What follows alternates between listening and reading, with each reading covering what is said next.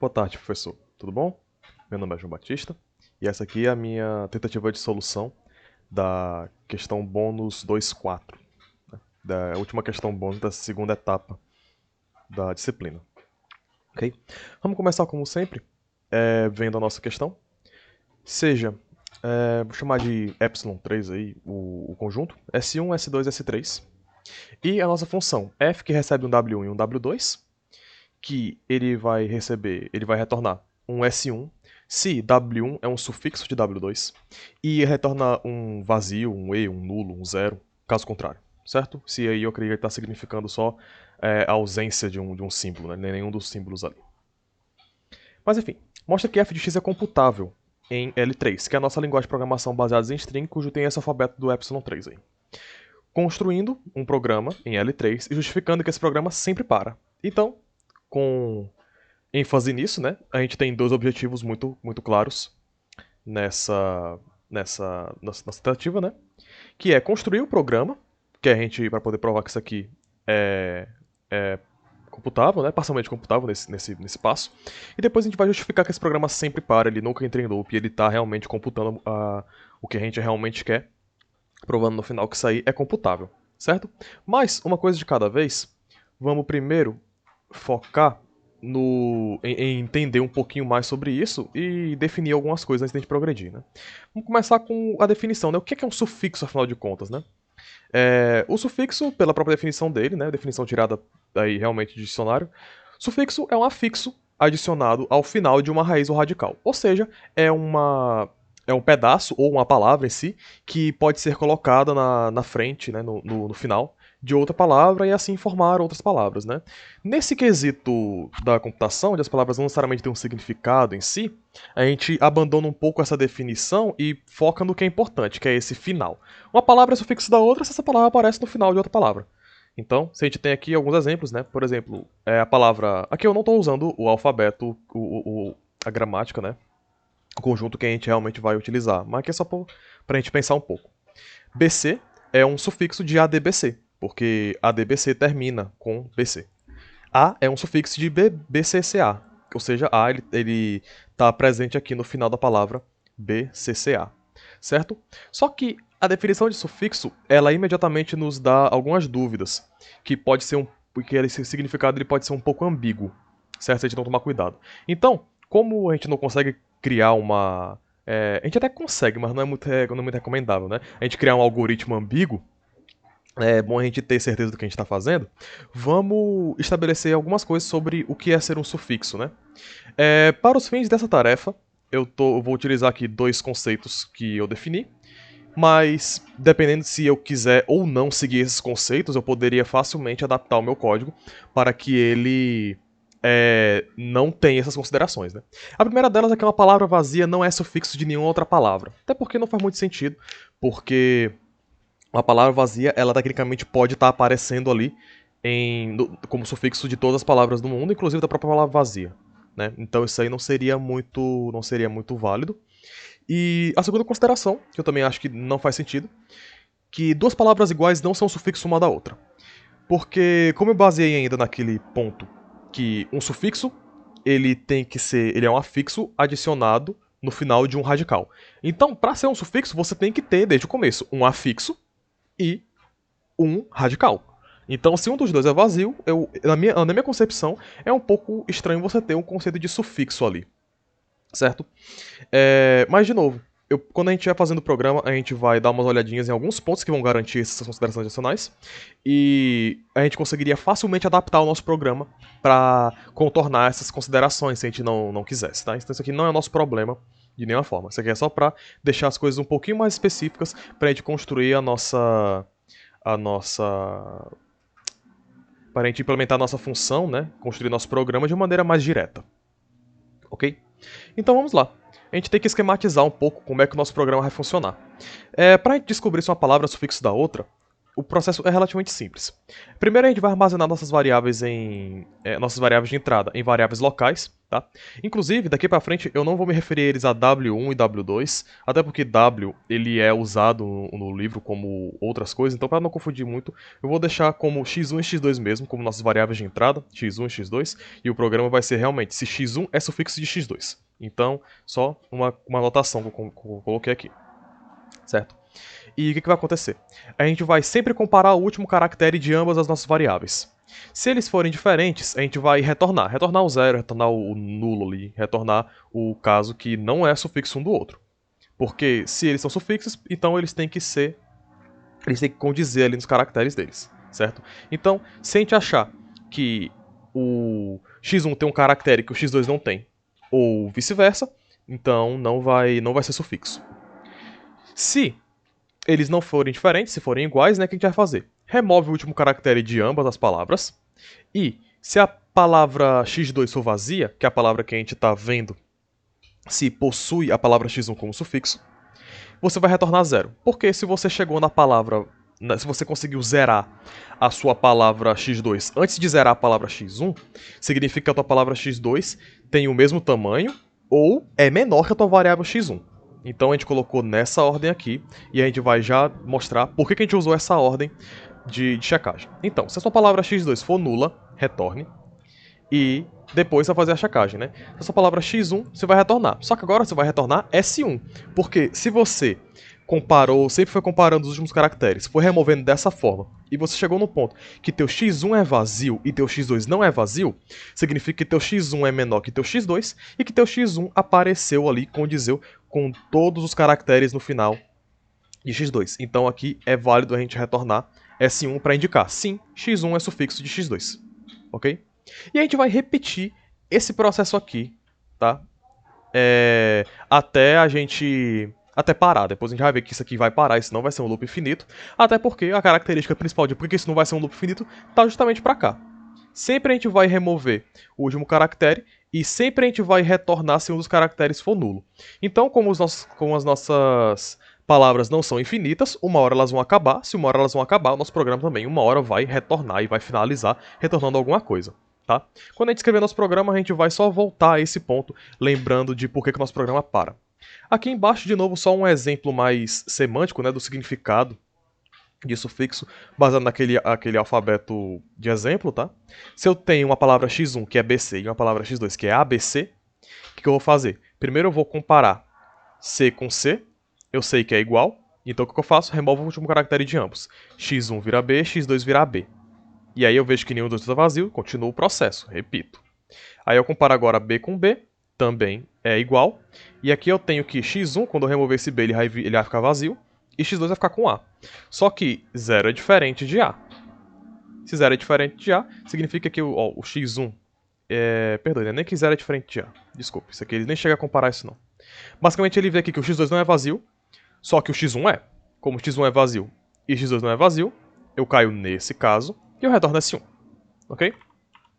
Tenta esquematizar nosso programa. Fica fácil construir um programa desse tipo, baseado no que a gente já sabe. Vamos descer um pouquinho aqui. Essa aqui é a esquematização do nosso programa. Vou dar um zoom aqui para a gente poder dar uma olhadinha nele melhor. E o que a gente está fazendo aqui? Bom, primeiro de tudo, estamos armazenando nossos x1 e x2 em variáveis temporárias para a gente poder mexer nessas variáveis à vontade sem se preocupar com bonificar a nossa entrada. E aqui, essas duas linhas, elas nem são necessárias, mas eu coloquei elas aqui para explicitar o fato de que quando você coloca uma das palavras como nulo, isso não vai ter como ser sufixo, tá? Esse primeiro ponto aqui, porque a palavra vazia não pode ser sufixo de nada. E se isso aqui não é nulo, mas isso aqui aqui já de imediato o x2 é menor que x1 e não pode ter um sufixo de uma palavra menor que ela. Tipo, uma palavra menor que... Uma palavra não pode ter um sufixo e ela ser menor que o próprio sufixo dela. Não faz sentido. Tá? Então isso aqui é apenas como uma garantia que a gente vai entrar tudo nos conformes aqui, sem se preocupar tanto com o nulo. O nulo ele vai acontecer como a gente previu. Então o que vai acontecer? A gente tem aqui uma linha que eu nomeei como B, a gente vai usar essa label aqui de novo para recursão mais para frente. E aqui eu estou construindo o programa já usando a notação da ALN, que a gente pode usar essas abreviações aqui, e depois a gente vai remover essas abreviações para colocar o código realmente em linguagem L3, que é a linguagem que a gente queria desde o começo, tá? Mas, enfim, vamos continuando aqui, né? Aqui a gente tem a comparação. Para todos os meus símbolos, se Z1 termina com aquele símbolo, vá para aquela linha AI. E depois que a gente terminar isso aqui tudo, se ele não termina com nenhum símbolo, X é nulo, então você pode já finalizar aqui, tá? Mas isso aqui geralmente não vai acontecer, porque como o X ele não vai ser nulo, porque ele já entrou aqui, tá? Ele não entrou nessa checagem aqui. E como ele não é nulo, ele vai dar match em algum dos símbolos daqui, tá? Então esse goTo aqui tá com uma mera formalidade, só para ele não ficar com algum comportamento muito estranho, certo? Mas enfim, o importante aqui, quando ele encontrar o caractere que Z1 está terminando, ele então vai para a linha correspondente a esse caractere aqui no Z2, que vai fazer a comparação também do último caractere em Z2. Se Z2 termina com esse caractere, a gente vai para uma certa linha C. A linha C é essa linha bem daqui. Ela vai ser a responsável por continuar a computação, fazer aquele espaço de remover o caractere final de cada uma das palavras, fazer as checagens e repetir o processo, tá? Então a gente já dá uma olhadinha no C. Porém, se Z2 não terminar com o mesmo caractere que Z1 terminou, significa que eu já achei um lugar onde Z1 e Z2 não estão não dando match, né? Se eles não estão dando esse match, significa que a gente pode dar o goToE. Ah, mas até agora a gente nem mexeu no Y, a gente vai dar goToE? Sim, a gente vai dar goToE para o Y retornar o nada, o vazio, né? Digamos assim. E a gente conseguir ter o retorno que a gente espera, tá? Porque eu só cheguei nesse caso aqui e Z2 não termina com o mesmo caractere que Z1 estava terminando aqui, significa que Z1 não é sufixo de Z2 e a gente para. A gente repete esse processo aqui para todos os Is também, tá? Todos os símbolos do nosso alfabeto. E aqui na nossa label C é onde realmente começa a parte de manutenção das palavras para a gente garantir que a gente está iterando direitinho, certo? Aqui a gente tem o decremento do final das duas palavras, tá? Z1 você remove o último decremento dele e Z2 também. E aqui a gente faz a checagem. Se Z2 ficou nulo, se Z2 finalizou aí, vá para E. Ou seja, significa que se o Z2 acabou, provavelmente ou o Z2 ele vai ser igual ao Z1, o que eu não quero é retornar verdadeiro, ou o Z2 é menor que o Z1, que eu também não quero retornar verdadeiro. Então, eu posso retornar aqui o zero, né, garantindo que a minha função estava querendo. Agora, se Z2 não é nulo, mas eu cheguei no final de Z1, Z1 não tem mais caracteres restantes, significa que eu consegui. Eu achei, eu comparei todos as letras de Z1, todos os termos, elementos de Z1 e Z2, deu tudo certo, eles coincidiram, né, no final. Só que Z2 ainda tem mais caracteres e Z1 não tem mais. Acabou os caracteres de Z1. Se acabaram os caracteres de Z1, significa que Z1 é um sufixo válido de Z2. Então eu vou aqui para o meu D, que é essa linha aqui de baixo, que a única função dela é colocar o valor S1, a nossa variável Y, e vai finalizar o programa, porque o programa acaba depois daqui. Então eu vou estar retornando o meu valor correto quando eu deveria estar retornando o valor correto. Se Z2 não é 0 e Z1 também não é 0, goToB. Ou seja, eu já fiz a manutenção, eu já chequei se algum deles é 0. goToB vai simplesmente fazer a recursão para cá. Ou seja, repita o processo. Cheque qual é o caractere que ele termina. Depois veja se eles terminam com o mesmo caractere. Se eles terminarem, repita todo esse processo aqui. Diminui um caractere do final e faz a checagem. Ok? De cara, a gente já vê que essa linguagem aqui, ela provavelmente, ela vai computar exatamente o que a gente está precisando, certo? Mas a gente não vai, você não precisa só confiar na minha palavra, né? A gente pode também verificar se esse programa ele está funcionando direitinho com algumas entradas. Mas antes disso, eu vou tirar esse programa da LN e vou colocar ele diretamente para a nossa linguagem L3, para que a gente realmente veja que o programa ele vai ser computável em L3, tá? Que é o nosso objetivo. Então aqui eu vou focar mais nas mudanças, né? Basicamente, essa parte ficou inalterada, essa preparação aqui. Aquela linha eu desmontei ela, né? Antes eu tinha uma linha aqui para todos os elementos, agora eu tenho. Se Z1 termina com S1, vá para essa linha aqui para comparar o elemento 1. Se Z1 termina com o elemento 2, vá para essa linha aqui para comparar com o elemento 2. Se Z1 termina com S3, vá para essa linha aqui para comparar com o elemento S3. E é isso. Aqui foi feito o mesmo destrinchamento, né? só com cuidado de repetir esse GoToE para que realmente eu saia se eu achar um elemento que não esteja coincidindo, né, as duas palavras. E aqui embaixo está a mesma coisa, certo? Então, aqui nós podemos ver que não foi difícil adaptar o nosso programa em LN para L3. Se dá o fato também que o nosso programa é relativamente simples e o nosso L3 é uma linguagem bem... é um alfabeto bem pequeno, né? Então, não tivemos muitos problemas em escrever o nosso programa assim. E agora sim, vamos fazer alguns casos de teste com esse nosso programa em L3, que fica mais fácil de a gente enxergar as coisas, né? Vamos começar com o nosso grande caso feliz, o caso que tudo dá certo, que realmente a gente tem o nosso caso positivo, né? Aqui eu estou dando como entrada S3 e S1 para x1 e para x2 S1 com S3 com S1. De cara a gente sabe, x1 é sufixo de x2, mas vamos ver o que o programa está fazendo. Primeiramente, né, está fazendo aqui o armazenamento de Z1 e Z2, certo? Nenhum dos dois é nulo, vamos prosseguir. Z1 termina com S1, então eu vou para A1. Em A1, eu vejo que Z2 também termina com S1, então eu vou para a minha linha C. Na minha linha C, eu removo os elementos dos finais e comparo Z1 e Z2, né? Comparo Z1 e Z2 com 0. Então eu já vou estar nessa parte aqui com esses valores. Z2 não é 0, Z1 também não é 0. Então, vou para a minha linha D. Vou para a minha linha B. B de bola. Vem aqui. Lá na linha B, faço a mesma coisa agora com esses valores aqui. Z1 não é S1, Z1 não termina com S1, Z1 não termina com S2, mas Z1 termina com S3. Como Z1 termina com S3, vamos para a linha 3, que a gente vai ver que Z2 também termina com S3. Então vamos para a linha C, repetimos o processo. Agora nós temos esses valores. Z1 é 0 e Z2 é S1. Volto para a linha B. Não, minto, nem volto para a linha B. Por quê? Quando eu estou bem aqui, quando a gente prossegue, Z2 não é 0, porém Z1 é 0. Se Z1 é 0, é aquele caso que eu já falei, eu vou para a linha D. Na linha D, Y recebe S1, e aí eu vou retornar S1, que é realmente o que eu quero retornar. Como x1 é sufixo de x2, retorne S1. Então, nosso caso feliz tá ok.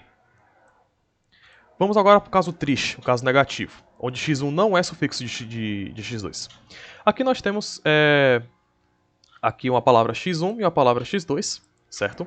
Como a gente já viu essa recursão, os próximos exemplos eles vão falhar um pouco mais rápido, para a gente focar em realmente os pontos que ele acaba, né?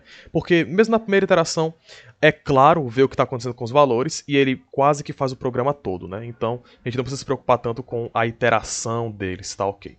Então vamos focar no que realmente importa. Aqui, caso triste, mesma coisa. Faz a inicialização. Z1 vai ser S3 e Z2 vai ser S1, S3, S1. E aí o que vai acontecer? Z1 ele vai ser S3. Então ele vai cair bem nessa linha aqui.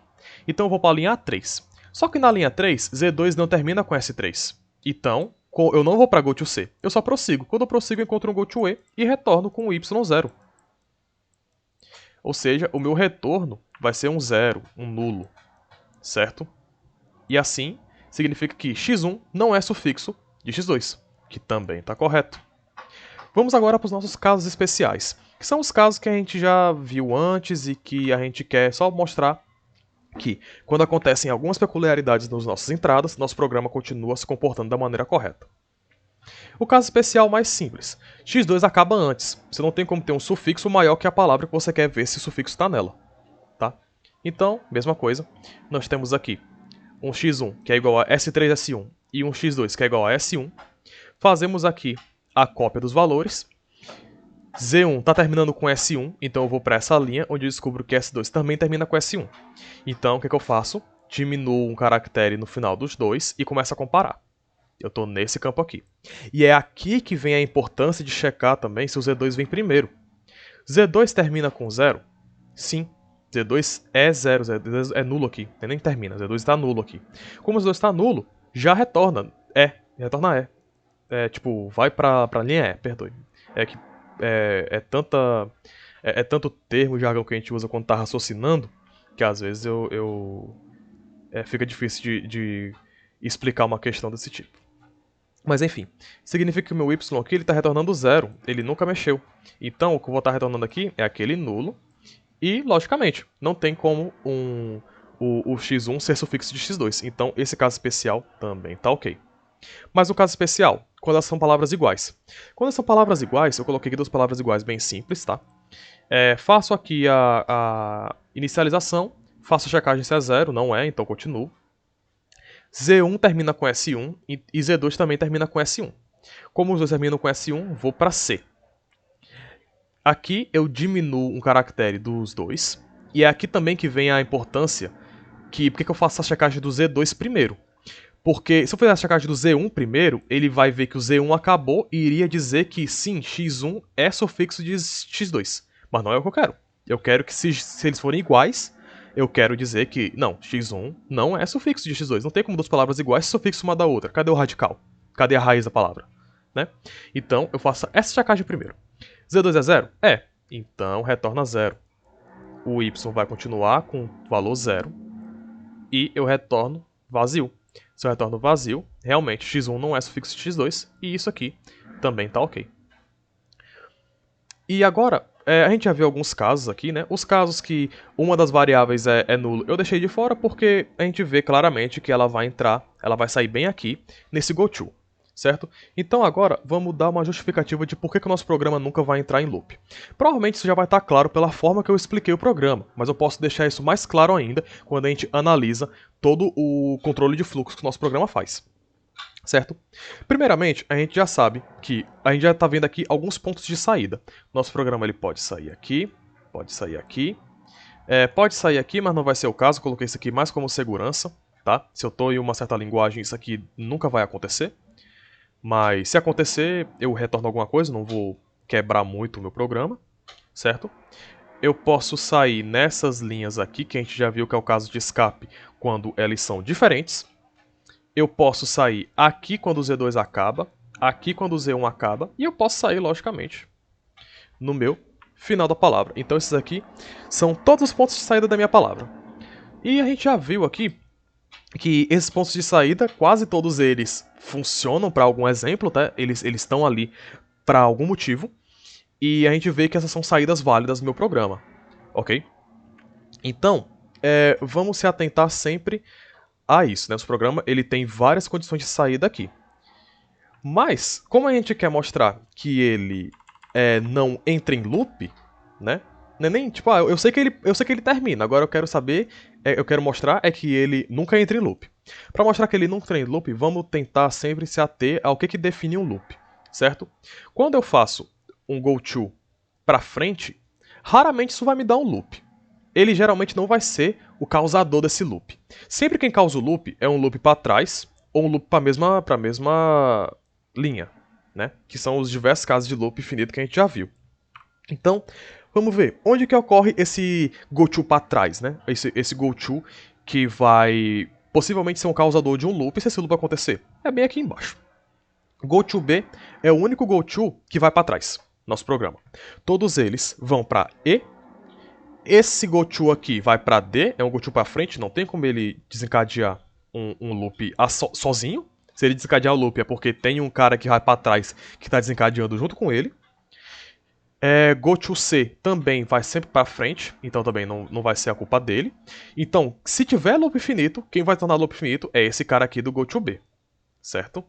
Então, vamos só deixar bem explícito que quem volta para cá é o goTo B. Tudo bem, só que para esse goTo B ficar em loops direto, perceba que eu nunca vou pular essas linhas aqui. Se esse loop está sempre acontecendo, essa linha nunca vai ser pulada. Porque para ela ser pulada, eu teria que ter algum goTo para frente aqui que vai pular essas linhas. E eu não tenho. Na pior das hipóteses, ele vai exatamente para essas linhas. Então, se meu programa está sendo executado infinitas vezes, ele está entrando em loop, né, um loop infinito, essas duas linhas aqui vão ser executadas também infinitas vezes, certo? Só que isso só vai entrar em loop infinito se as minhas palavras forem infinitas, porque em algum momento minhas palavras vão acabar. Se em algum momento as minhas palavras vão acabar, significa que em algum momento uma delas vai ser zero. Vai ser uma palavra nula, vai acabar os caracteres dela. Então, ou ele vai sair aqui, ou ele vai sair aqui, que vai pra cá e vai sair do mesmo jeito. Então, meu programa não tem como entrar em um loop infinito pela forma que ele foi construído aqui. Ok? Na verdade, ele tem muito mais pontos de saída do que o ponto que ele poderia entrar em loop infinito aqui. Tá? Mas a gente acabou de mostrar que o ponto que ele entra em loop infinito não tem como, não possibilita esse programa entrar em loop infinito. Só se as minhas palavras forem infinitas. Se minhas palavras forem infinitas, realmente não vai ter como chegar no final, não. O programa vai executar para sempre porque as palavras são infinitas. Certo? As duas tem que ser, inclusive. Não tem nem só uma. As duas tem que ser. Mas enfim. Mostramos um programa que computa o programa em L3. E a gente acabou de mostrar que esse programa sempre para. Logo a gente mostrou que a nossa função f de x é computável em L3. Que era o que queríamos provar. Essa foi a minha tentativa de resolução. Se tiver algum problema, alguma coisa que eu falei que não foi correta, peço que o senhor me mande isso em feedback, porque como é aquilo que a gente sempre preza, né? O nosso aprendizado é o mais importante. E é isso. Eu acredito que a gente se vê na próxima questão bônus. Até lá.